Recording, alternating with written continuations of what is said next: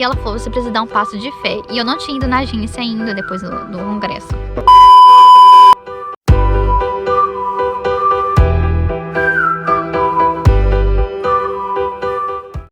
E aí, nesse dia, a moça da agência me mandou mensagem. Nesse dia que eu assisti essa palestra, esse vídeo sobre o passo de fé, ela mandou mensagem pra mim, falando assim, eu queria saber se você tem interesse no intercâmbio ou não.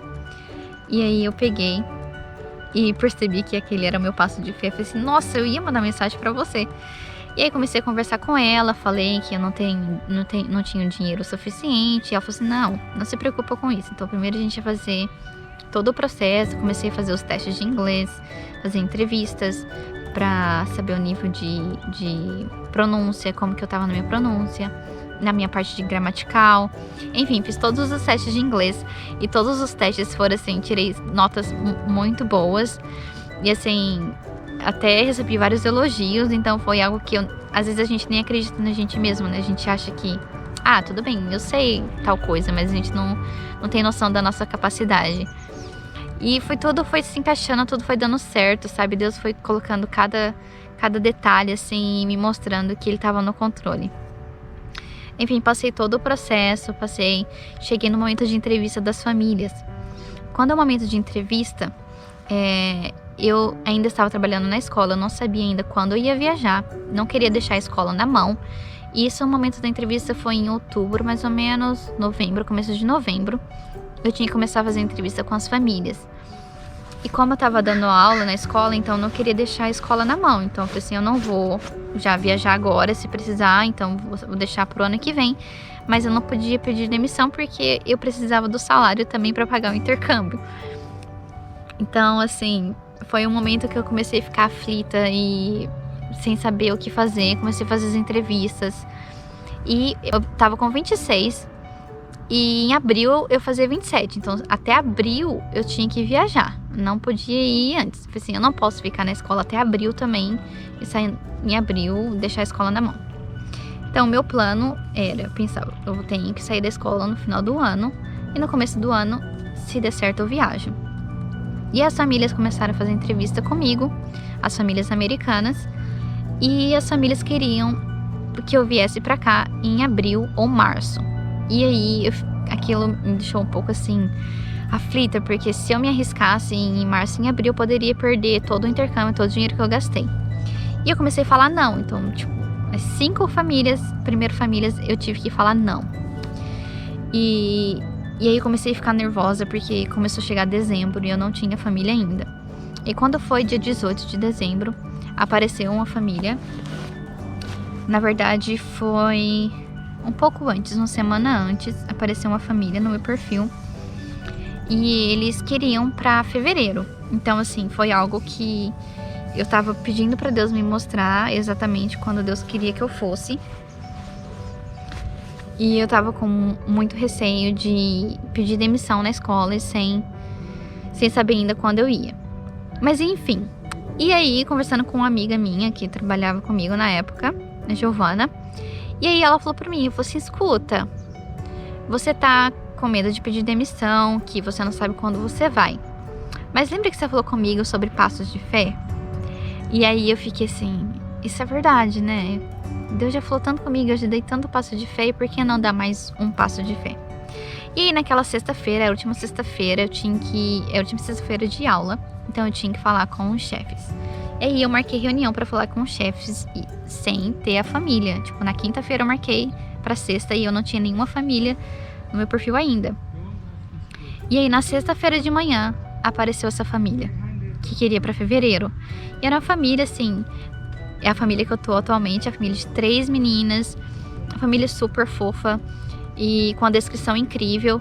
E essa família, a mãe da família que me contactou, foi a única mãe, tipo, das outras 5 famílias que eu conheci, foi a única pessoa que veio e falou pra mim, elogiando o meu perfil, elogiando toda a bagagem que eu tinha de conhecimento e de estudo.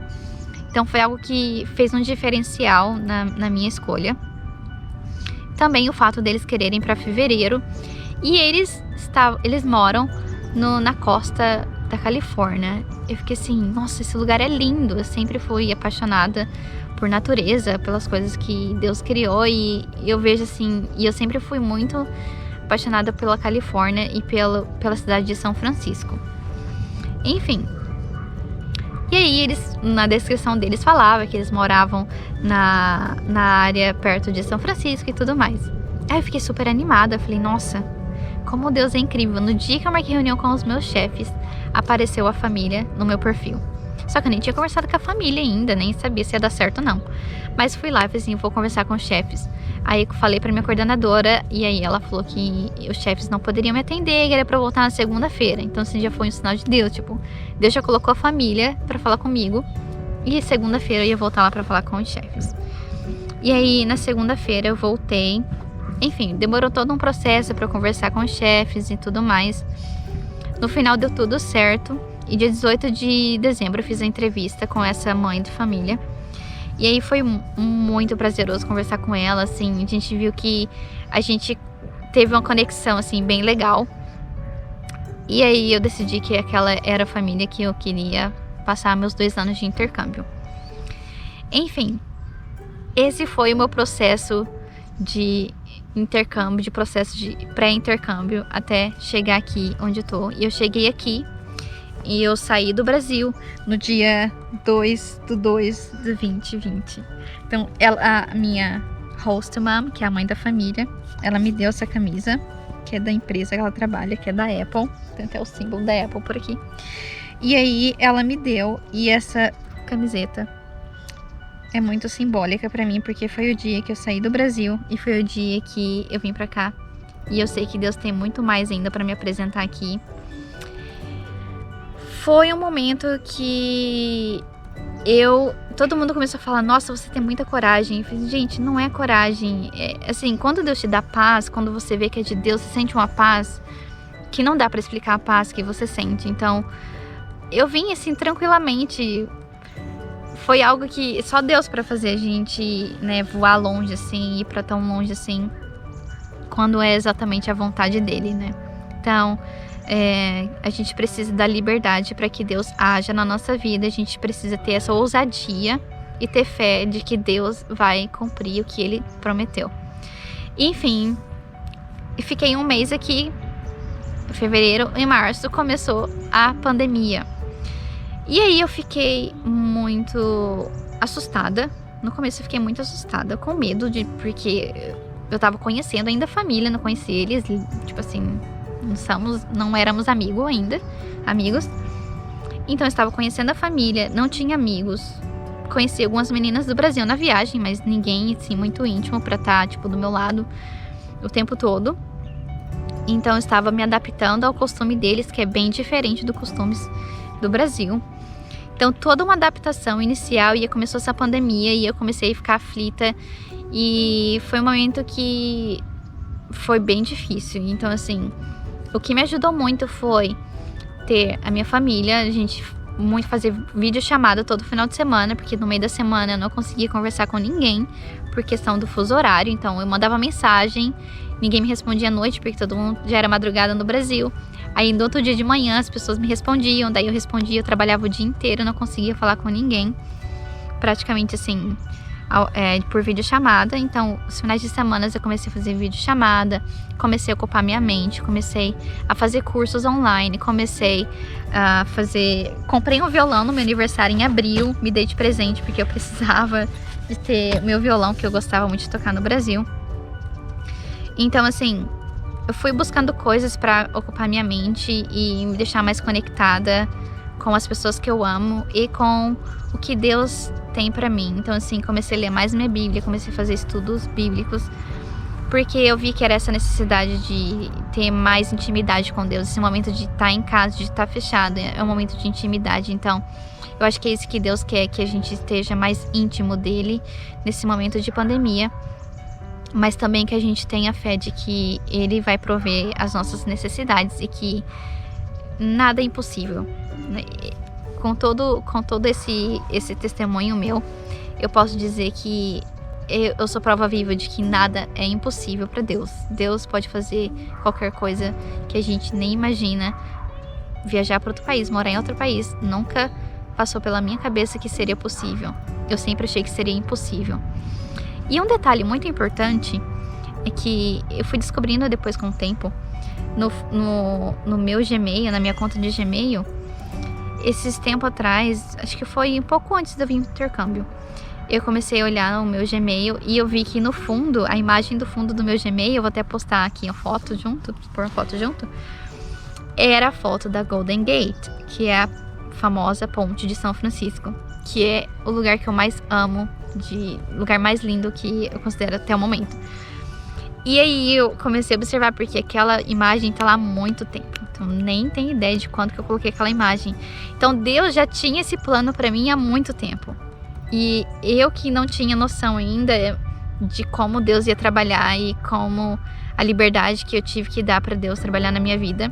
Porque primeiro Ele trabalhou toda a minha personalidade no congresso, pra eu ter certeza de quem eu sou, pra eu chegar aqui e fazer o que Ele quer que eu faça. Ainda estou no processo. Sou falha, sim. Muitas vezes eu penso em, queria ir embora, queria estar na minha casa. Penso em abandonar tudo, mas eu começo a lembrar do que Deus já fez, de tudo que Ele fez para eu estar aqui. E do apoio de todas as pessoas que eu tive ao meu lado, da minha família, dos meus amigos. Então eu vejo assim que ter paciência, e ter fé que Deus vai fazer muito mais ainda, e é inimaginável o que Deus pode fazer ainda na minha vida. Que você também tenha fé e creia que Deus pode fazer o impossível na sua vida. Qualquer impossível. Pode fazer um milagre na sua vida.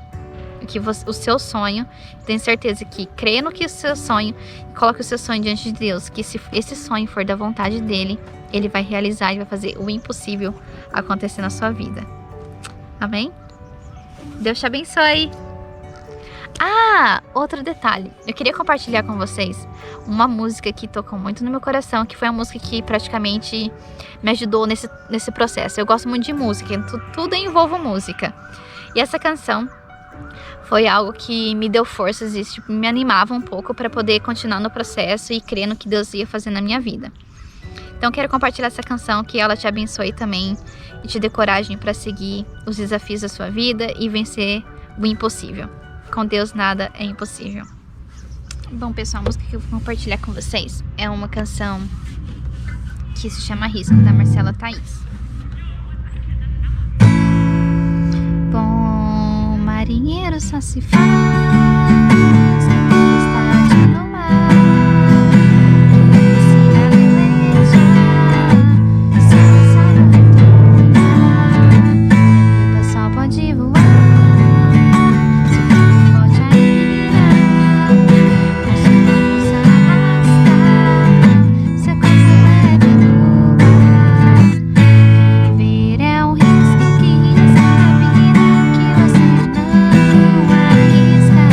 Minha voz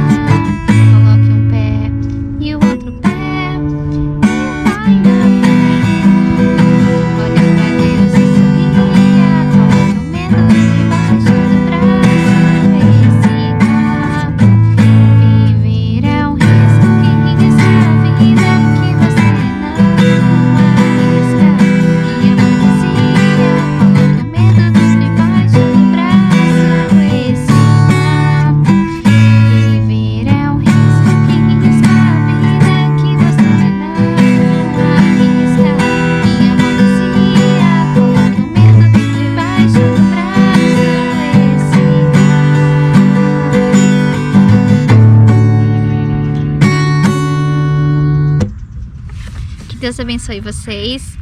Espero que esse vídeo tenha abençoado a sua vida. Então não se esqueça de se inscrever no meu canal. Dê um like se você gostou. Se você não gostou, dê uma sugestão nos comentários. Um beijo e fica com Deus.